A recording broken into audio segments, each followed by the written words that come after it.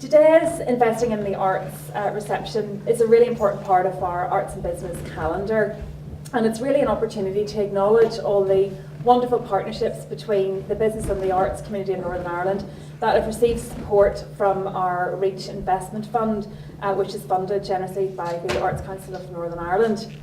And as most of you in the room will be aware, the purpose of this fund is really to ignite and to strengthen the partnerships that already exist, but also to, as I say, ignite new partnerships, and it really does go a long way to doing that. So we're deeply grateful to the Arts Council for providing the funding for this very important fund.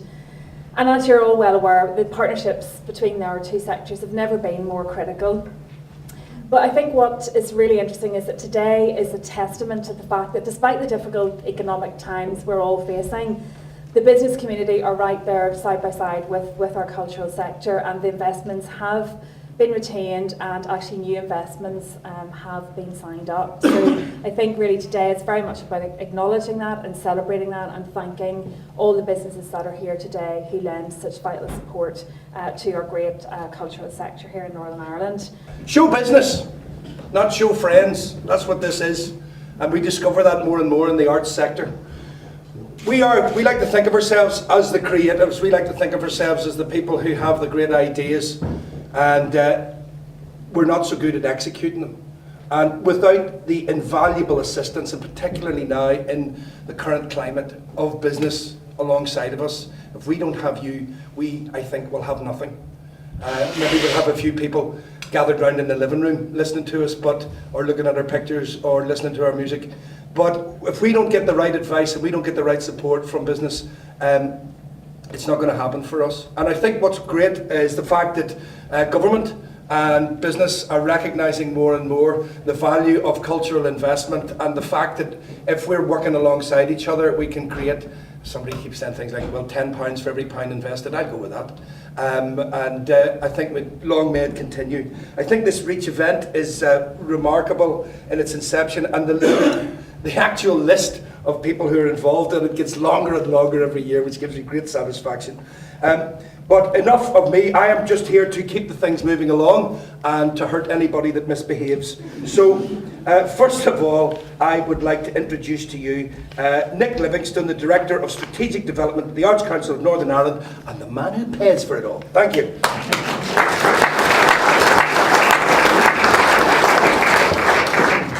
Well, good afternoon. It's a very great pleasure for me to be here in these wonderful surroundings, splendid surroundings, to celebrate the Investing in the Arts programme. And we're able to celebrate here today with the creative and pioneering partnerships which are marked by the awards. It's a very challenging year, I think I would have to say, for everyone, and we continue to deal with the stark realities of an economic downturn.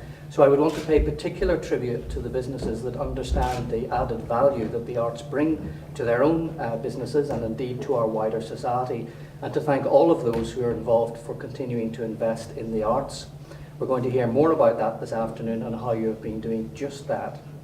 It's also heartening to see that although everyone has been forced to tighten their belts, businesses have continued to offer a wide range of measures of support that have proven mutually beneficial to arts organisations and their business partners, as well as enhancing the quality of life for everyone. Arts and business has made great headway in stimulating private sector support, and I would applaud their success here. Nonetheless, their research shows that investment of private investment in culture in the UK continued to decrease in the UK in 2009-10. That's not entirely unexpected, and it's at a slower rate than in the previous year, but it is nonetheless a concerning trend. This, coupled with the squeeze on public spending, highlights the need to stimulate private sector funds and to further embed the concept of enterprising partnerships of commerce and culture. These partnerships between arts organisations and the commercial world make good business sense.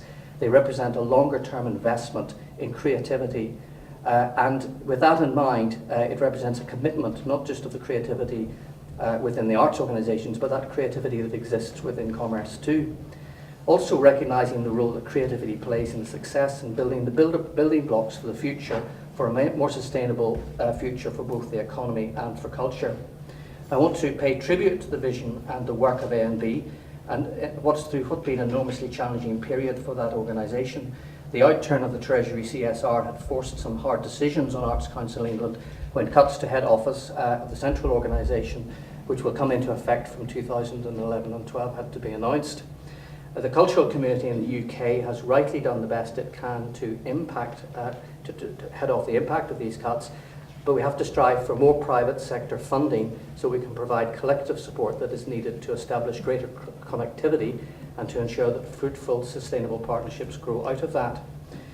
Thankfully, by contrast to the devolved administrations in Wales, Scotland and Northern Ireland, the funding picture, albeit challenging, is much more favourable, and I think that bears testimony to the recognition within the executive of the importance of creative in the arts within the region.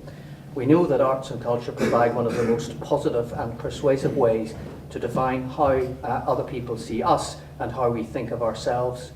They elevate our international image and promote Northern Ireland as a region that is richly creative and keenly competitive. Put simply, people want to live and work in a creatively stimulating environment where exciting things are going on. However, I cannot let this moment pass without thanking all of the business members of A&B who gave their expressions of support and lent their weight to the Fair Deal for the Arts campaign. This in turn helped to influence the outturn of the local budgetary process, and it was striking to hear comments from the Finance Minister on this subject when he spoke both of the strength of the support for the arts and of their potential. Turning to today's celebration of the REACH programme, they've shown an astounding variety of imaginative partnerships be made possible between culture and commerce. Private sector investment in the arts has never been more important. There are compelling arguments for both businesses and the arts community working closer together. But of course, this can never replace government investment. The two must go hand in hand and keep pace with the artistic and cultural expectations of a modern society. It's vital that we continue to nurture that mixed funding economy for the arts, and we need to continue our efforts to increase sponsorship and encourage a philanthropic spirit. And for their part, arts organisations need to ensure that they stay on the business radar, that they develop ways of thinking creatively and entrepreneurially about how they can engage with businesses. In conclusion, I would like to thank all of those enterprising business people and arts organisations who are here to celebrate today. They've been working closely together and forging ahead, in an increasingly competitive marketplace, and helping to make Northern Ireland stand out from the crowd. Thank you.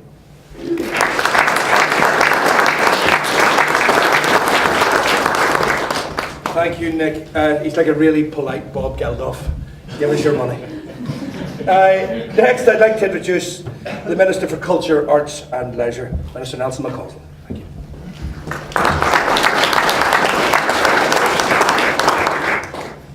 Thanks, Dan, for the introduction, and it is a great pleasure for me to be here with you this afternoon. And I would like to offer a special word of thanks to Arts and Business for inviting me to participate in this event today.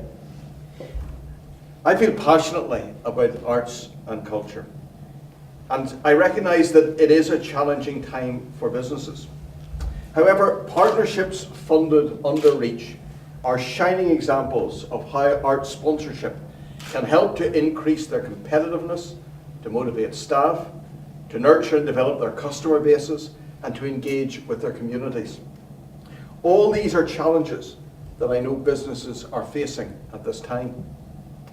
I understand that in 2010-11, 37 projects between arts organisations and businesses right across Northern Ireland received £180,000 of investment through the REACH programme. This was against supporting business investment of £1.04 million.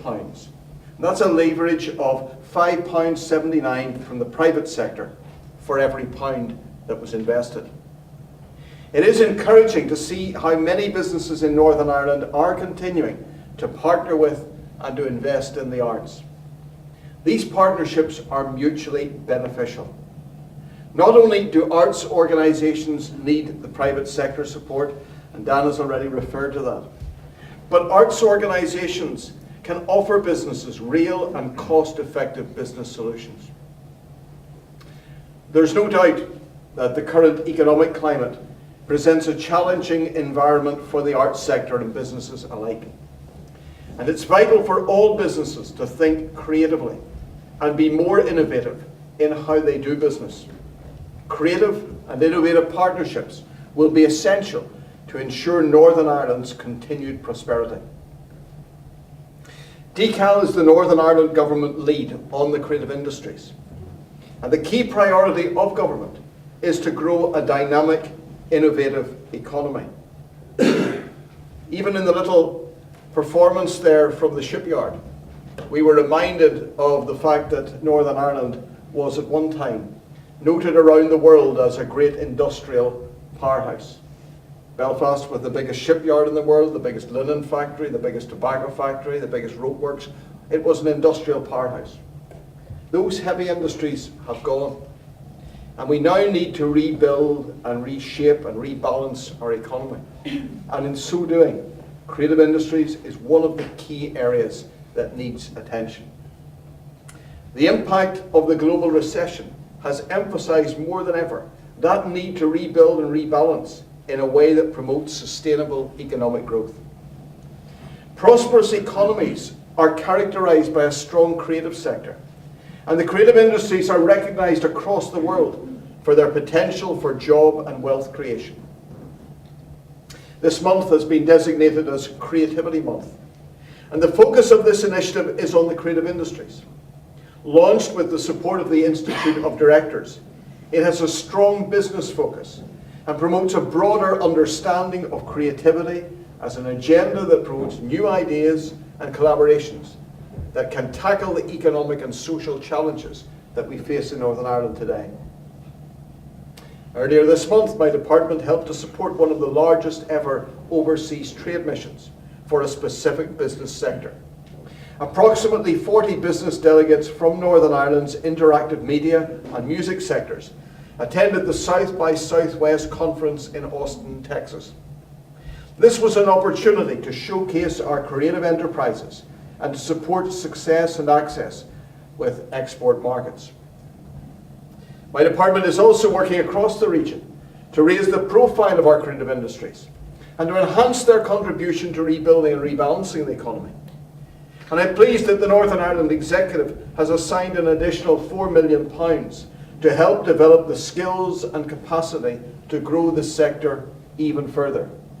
That investment, particularly at this time, shows indeed that there is a recognition in government at the highest level of the importance of creative industries. So as you can see, not only does my department support arts and business in all that it is trying to achieve, but it also supports business through the Forum of Creativity. All of these initiatives demonstrate the huge benefits that can be derived from the department working in partnership and from partnerships between business and arts. Finally, I would like to commend all those businesses here today that are supporting the arts in Northern Ireland, and I hope you will continue to do so. Your support is invaluable. It is very much appreciated, and that's the purpose of today, just to say how much we do appreciate it. I would encourage other businesses to look to those examples, to see good practice, good examples, see the benefits and follow suit. Not for simply altruistic reasons, but for good, sound business reasons as well. Arts and business is the perfect avenue to explore how best to do this. I would like to thank Mary and her colleagues in Arts and Business for organising the reception today, and also the Ulster Bank for their generous sponsorship of the event. I hope that you'll enjoy the rest of the reception this afternoon, and thank you very much indeed.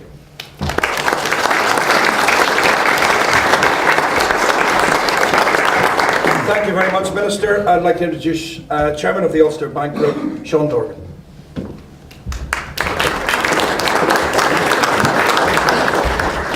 Thank you, Dan, and good afternoon, Minister and many distinguished guests. I'm delighted to be here. The day that's in it, the exceptional place, the talented and creative people. I have to ask, why would I spend a day in a bank? It's great to be here, and we're delighted to support both this event, but also the arts generally. We are the prime sponsor of the Ulster Bank Belfast Festival at Queen's. We support the Ulster Bank Dublin Theatre Festival, we support the REACH programme, and we do that for a good reason, because there's real benefit for Ulster Bank, and it is a way for Ulster Bank to repay the community support, the whole support that we achieve in Northern Ireland and indeed across the island of Ireland.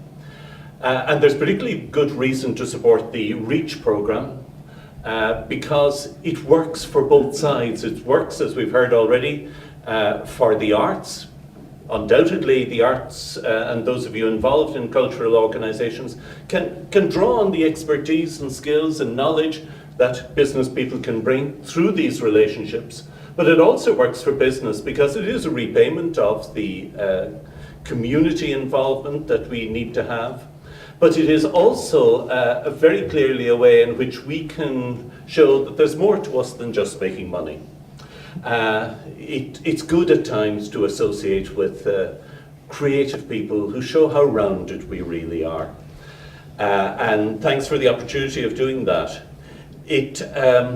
I pay particular credit and well done to the Arts Council of Northern Ireland for funding the whole programme, but also to all the other businesses and arts organisations that do get involved.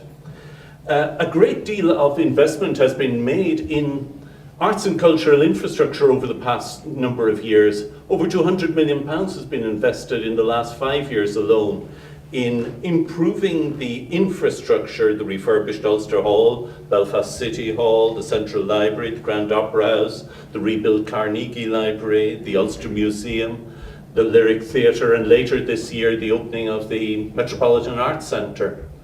That is a tremendous base for everyone involved in the arts and in cultural organisations to work from. I think great credit is due to the Northern Ireland Executive, to the Minister in your department, and to all of the institutions who have contributed to that, because now there is a basis in the face of all of the other challenges that everyone faces, a real opportunity for growing cultural tourism in Northern Ireland. And sometimes in a place we don't always recognise what we have. We have infrastructure, but it is also the performing organisations, the arts organisations, who are really going to enrich what we have and convey it to a whole lot of people who may come here and experience it. And the connection between business and the arts will help to nurture that over the next number of years. So I congratulate everyone involved in all of these programmes, and I wish you every continuing success as we face into the opportunities of the next few years. Thank you.